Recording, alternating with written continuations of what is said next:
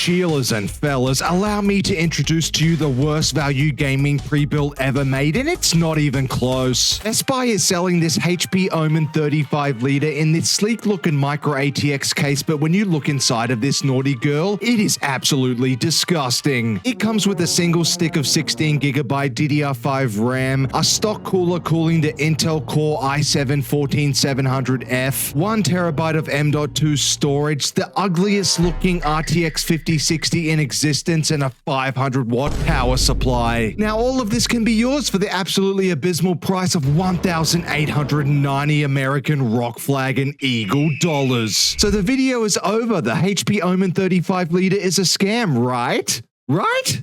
Well, maybe not, because Newegg is selling this RTX 5080 version with the Ryzen 7 9800X3D for $2,450, which is incredible value. Now, unfortunately, by the time this deal came out, we had already made our way over to Micro Center and found a deal on another Omen 35 liter that would be a bit better for video editing. Instead of the 9800X3D, this baby had an Intel Ultra 9 and 64GB of RAM for 2,700 American cheeseburgers. The only catch with this is it was a HP refurbished unit, but even still, it seemed like a good deal at the time, but right now, Newegg is absolutely pooping on it. Now, I did look at both of these units online, and they look to have a very similar build quality, other than the fact that one is AM5 and one is on the Intel Ultra series. So let's get this fella back home to the glizzy, and we can tear it apart to determine if these higher-end HP Omen 35 liters are actually good, or if we have been kicked in the nuts.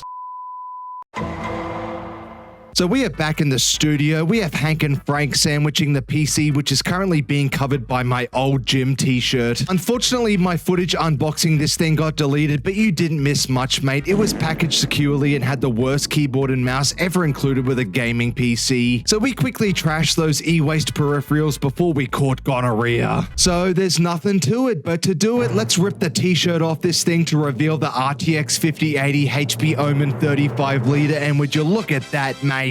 Oh, you fat sausage, get out of the way. We're trying to show the people at home the PC, you idiot.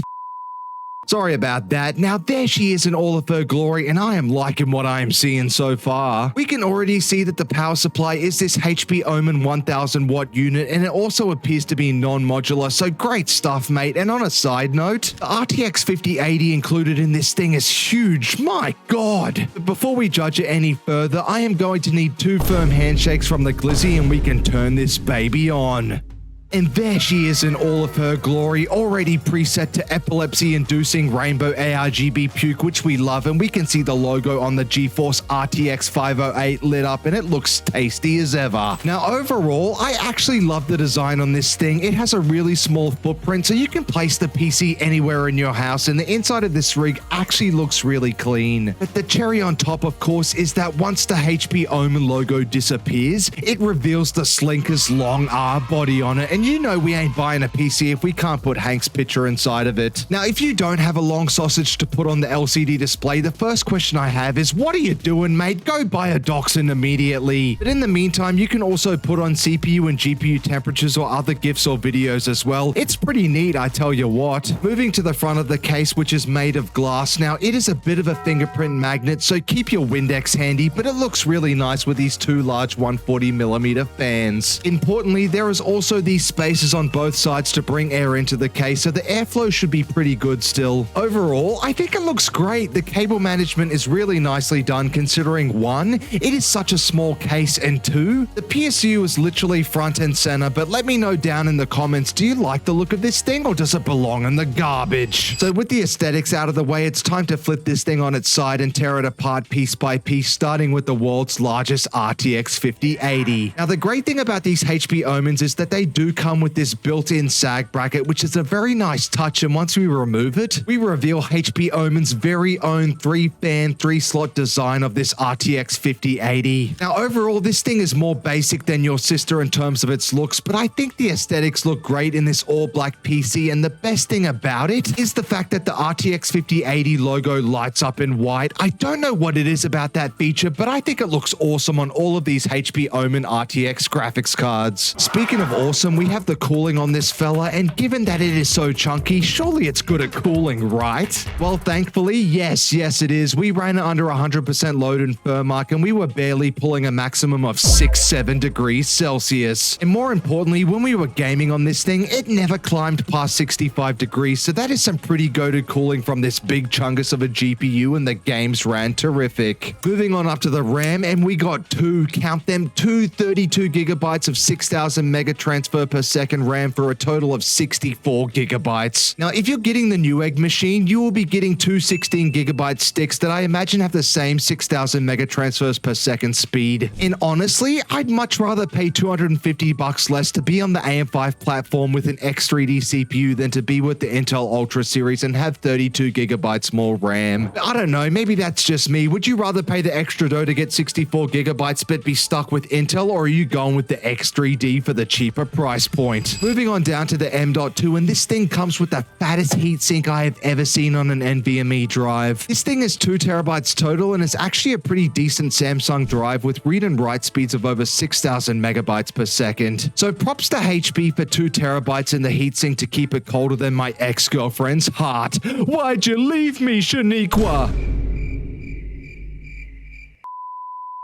Sorry about that, mate. Anyway, moving on up to the AIO, and as we mentioned before, we love an LCD where we can throw the longest boy in the universe on there, but the real question is, can this 240mm radiator and pump be good at keeping the sweet, succulent 24-core, 24-threaded Intel Ultra 9285K at a reasonable temperature? Well, unfortunately, I am sad to say that no, it did pretty terribly. In fact, one of the worst AIOs I've ever seen. As soon as we ran it under 100% load and firm mark, it immediately spiked at 100 degrees Celsius before I assumed getting throttled down to run at a maximum of 66 degrees, so a pretty abysmal showing right here. And you can see that when we look at it in Task Manager, it is only running at 3.9 gigahertz of its maximum rated 5.7 gigahertz boost clock. Unfortunately, in the past, we have reviewed HP Omen's 45-liter PCs, and they are well known to throttle their CPUs, whereby if you go to run the Intel Core Ultra 9 at its rated 250 watts of power and its maxed boost clock, it will actually void your warranty, which is disgusting. Gamers Nexus also showed this when he reviewed his very own Omen 45-liter RTX 5090 PC as well. So the question we have is, does it do this on the 35-liter? Well, it certainly looks like it, mate. As you saw before, it had a 3.9 gigahertz clock speed when we were running at under 100% load and firm arc. And to test this out in a real-life scenario when we are playing games, we chose to play Fortnite, which is a much more CPU-intensive game than most. To further increase the load on the CPU and take it off the graphics card, we also ran it at 1080p performance mode settings. So DirectX 12, but everything low except epic view distance, and we are only pulling about 240 frames per second, which is insanely low for these settings and specs. Now, unfortunately, I didn't realize at the time, but we didn't have the settings set on MSI Afterburner to look at the power draw and maximum boost clock, and we already sold the PC to someone else. But if we look at some comparison footage with another PC that had a RTX 5080 and an Intel Ultra 9 running Fortnite at 1080p, you can see that we are getting upwards of 350 frames per second with the exact same graphics setting. So thanks for that, HP, you bums. In saying that though, despite the limited frames per second, we were able to sneak in on these two fellas kissing in the bedroom, and we put them in the dirt for the win, so it wasn't all bad, I guess. Moving on to some benchmarks from another few games, we run this thing at 4K, and you can see that it still plays very well at very high settings. The temperatures look great on the CPU and GPU, and they all run smoother than a buttery cream cheese bagel from Bagels, the number 3 ranked bagel store in Boston, Massachusetts. But despite this, even though these games still ran great at 4K, the fact that HP will literally void your warranty to run your CPU at its rated boost clock and power limit sucks some serious donkey meat, mate. I don't know if they pull similar tricks for the 9800 X3D version on Newegg, so you'll have to let me know in the comments if you purchase this PC and if it actually runs at its maximum boost clock. So with that out of the way, the only other low point of this PC is the proprietary motherboard, meaning that you can't take this thing out and upgrade it down the track. You are left with the poop that they gave you. It only has 2 M.2 slots, the VRMs are average to say the least, and the rear I.O. is emptier than Hank's brain, but even still, if you get the 2450 Buccarino AM5 9800 X3D machine, I still think it's worth it in that case, because there will be at least another 4 years of potential upgrade paths as new AM5 CPUs are released. Whereas with the board that we got in our PC, they only made one generation of Intel Ultra CPUs, so you are stuck in your tracks for the rest of your life. So now would usually be the time where we throw everything back into place and enter this thing through the back door to see the PSU, but when we do this, we literally see nothing other than some pretty decent cable management because the power supply is smack bang in the front of this PC in the left-hand corner. It is HP Omen's own 1000 watt 80 plus gold fully modular power supply. Now unfortunately they didn't have any branding on it other than the Omen logo, so I have no idea what it is in terms of the PSU tiers list, but I assume it's a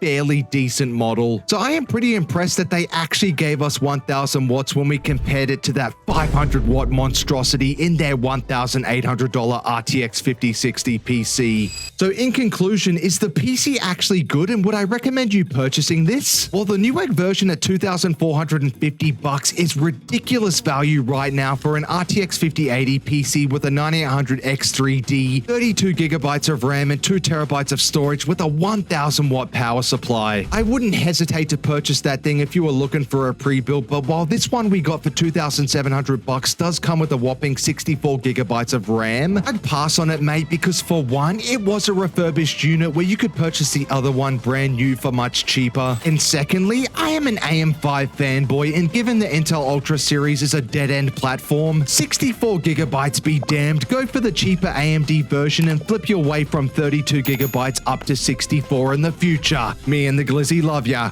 Goodbye.